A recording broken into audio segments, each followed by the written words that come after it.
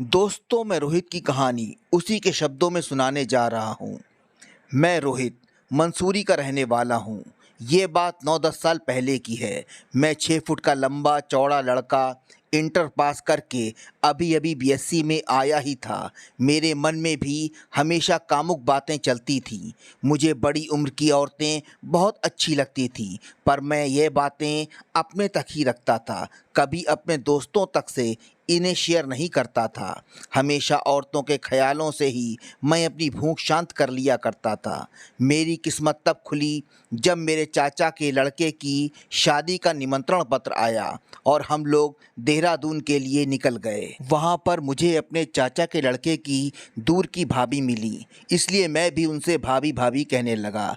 चाची ने शाम को कहा, रोहित बाजार से कुछ सामान ले आओ। क्योंकि वो सामान औरतों का था, इसलिए उन्होंने मधु भाभी को भी संग ले जाने को कहा। हम दोनों मोटरसाइकिल से बाजार की तरफ निकल गए। मधु भाभी मुझसे बिल्कुल चिपक के बैठ की सीट पर बैठी थीं। अचानक गड्ढा आने पर मैंने ब्रेक मारी तो मधु भाभी झटके से मेरे ऊपर आ गईं। उनके दोनों गुब्बारे अपने शरीर से लगता हुआ मैं महसूस कर रहा था। मेरे शरीर में एक बिजली सी दौड़ गई। इसके बाद तो कई बार मैंने ब्रेक मारे और उनके गुब्बारों का मज़ा लिया। मार्केट पहुंचने के बाद मैंने बाइक को स्टैंड पे खड़ा किया और भाभी की तरफ देखा। वो मुझे देख के हल्के हल्के मुस्कुरा रही थी। इसके बाद हल्दी लगाने की रस्म शुरू हुई। मधु भाभी ने मजाक मजाक में मेरे टोपे पे हाथ फेरते हुए मुझको हल्दी लगाई। मैंने इस बात को अनदेखा कर दिया।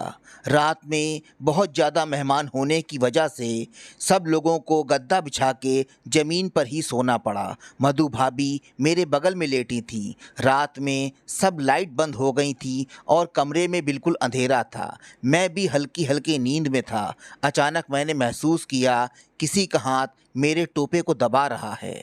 जब तक मैं कुछ बोल पाता, एक नरम से हाथ ने मेरा मुंह बंद कर दिया और धीमे से एक आवाज़ मेरे कानों पे पड़ी, मैं हूँ मधु।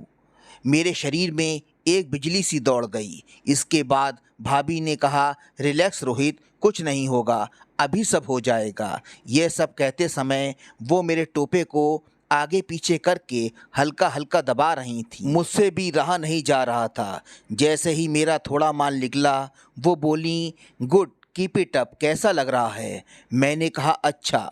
तो उन्होंने एक भीगी हुई उंगली मेरे होठों पे रख दी। मुझे कुछ नमकीन नमकीन स्वाद लगा। इसके बाद मैं भी खुल गया।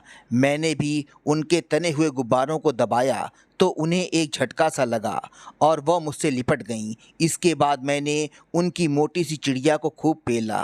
रात बीतने के बाद वो मेरे पास चाय लेकर आईं। मैंने मना कर दिया तो वो मुस्कुराते हुए बोलीं, पी लो, आपको अच्छी तो लगती है। इसके बाद वो छत पर किसी काम के लिए गईं। पीछे पीछे मैं भी चला गया। वहाँ मैं उनकी चिड़िया के संग खेलने लगा।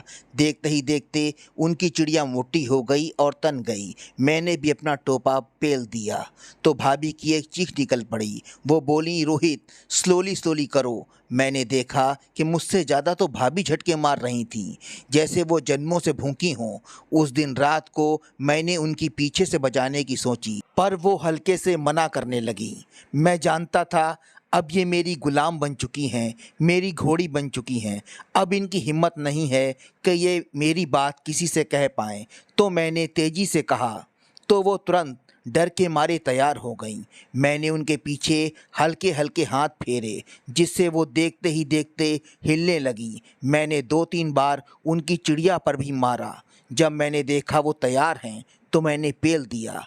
3 दिन बाद हम लोग घर आ गए। मैं समझा सब कुछ ख़त्म हो गया है, पर तभी भाभी के फ़ोन की घंटी बजी। उन्होंने कहा, तुम्हारे भैया तो काम के सिलसिले में बाहर गए हैं, तुम देहरादून आ जाओ, हम लोग एंजॉय करेंगे।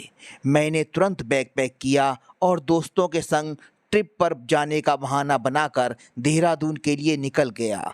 उस रात भाभी भूखी शेरनी की तरह मेरे सामने आ गईं। उनके गुब्बारे हवा में मदमस्त लहरा रहे थे। उनकी चिड़िया हद से ज़्यादा मोटी और गीली हो गई थी। ऐसी हालत में वो मेरे पास आके बैठ गईं। मैं उनकी चिड़िया को हल्के हल्के अपनी उंगलियों से सहलाने लगा तो उनका शरीर नाचने लगा। वो बोली, खेलो नहीं, अब जल्दी डालो। मैंने उन्हें ज़्यादा परेशान नहीं किया और उनकी भूख मिटा दी। मैंने हर पोजीशन में उनकी बजाई और वो चुपचाप बजवाती रहीं। कभी कभी वो एक्टिंग दिखाने की कोशिश करतीं, पर मेरे धमकाने पर वो भीगी बिल्ली की तरह मेरा हर कहा मानतीं। वो मेरे लिए उस घोड़ी की तरह थीं जिसकी लगाम मेरे हाथों में आ गई थी।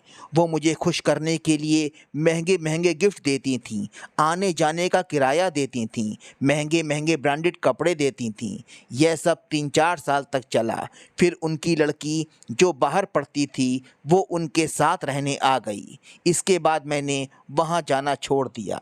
तो दोस्तों, ये थी मेरी सच्ची कहानी। आज भी मैं जब उस रात को याद करता हूँ तो एक बिजली सी मेरे शरीर में कौंध जाती है।